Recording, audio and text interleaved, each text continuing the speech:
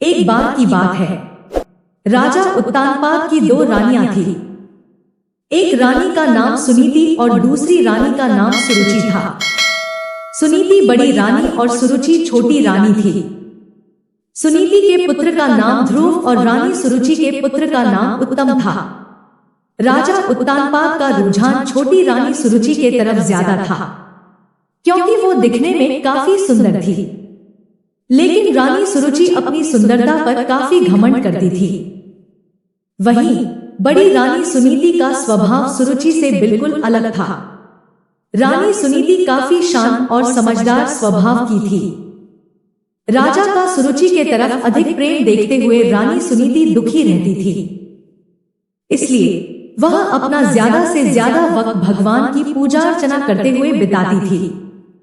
एक दिन सुनीति के पुत्र ध्रुव अचानक अपने पिता राजा उत्तानपाद के गोद में जाकर बैठ गए। वह अपने पिता के गोद में बैठकर खेल ही रहे थे कि वहां छोटी रानी सुरुचि पहुंच गए।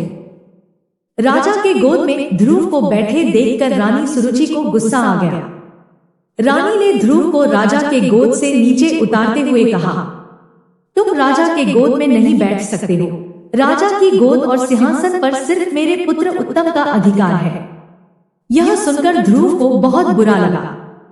ध्रुव वहां से रोते हुए अपनी मां के पास चला गया। ध्रुव को रोता देख मां काफी चिंतित हो गई और ध्रुव से उसके रोने का कारण पूछा। ध्रुव ने रोते हुए सारी बात बताई। ध्रुव की बात सुनकर मां के आंखों में भी आंसू आ गए। ध्रुव को चुप कराते हुए सुनीति ने कहा, भगवान की आराधना में बहुत शक्ति है। अगर सच्चे मन से आराधना की जाए तो भगवान से तुम्हें पिता की गोद और सिंहासन दोनों मिल सकते हैं। मां की बात सुनकर ध्रुव ने निर्णय कर लिया कि वह सच्चे मन से भगवान की आराधना करेंगे।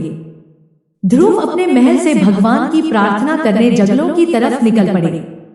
उन्हें रास्ते में ऋषि नारद मिले। छोटे से ध्रुव को जंगलों की तरफ जाता देख नारद ने उन्हें रोका। नारद ने उनसे पूछा, तुम जंगलों की तरफ क्यों जा रहे हो? ध्रुव ने उन्हें बताया कि वो भगवान का ध्यान करने जा रहे हैं। ध्रुव की बात सुनकर नारद ने उन्हें समझाकर राजमहल वापस भेजने की कोशिश की, लेकिन ध्रुव ने उनकी एक न सुनी। ध्रुव के निर्णय के कारण नारद ने ध्रुव को नमो भगवते वासुदेवाय मंत्र का जाप करने को कहा। इसके बाद ध्रुव जंगल में जाकर इस मंत्र का जाप करने लगे। उधर नारद ने महाराज उत्तानपाद को ध्रुव के बारे में बताया। बेटे के बारे में सुनकर महाराज का मन चिंतित हो गया। वह ध्रुव को वापस लाना चाहते थे, लेकिन नारद ने कहा ध्रुव प्रार्थना में डूब गया है और अब वह वापस नहीं आएगा। उधर ध्रुव कठोर तपस्या में लगे रहे। कई दिन और महीने गुजर गए, लेकिन ध्रुव प्रार्थना करते रहे। इस बीच ध्रुव की भक्ति से प्रसन्न होकर भगवान हरि ध्रुव के सामने प्रकट हुए। भगवान हरि ने ध्रुव को वरदान देते हुए कहा, तुम्हारी तपस्या से हम बहुत प्रसन्न हैं। तुम्हें राज सुख मिलेगा।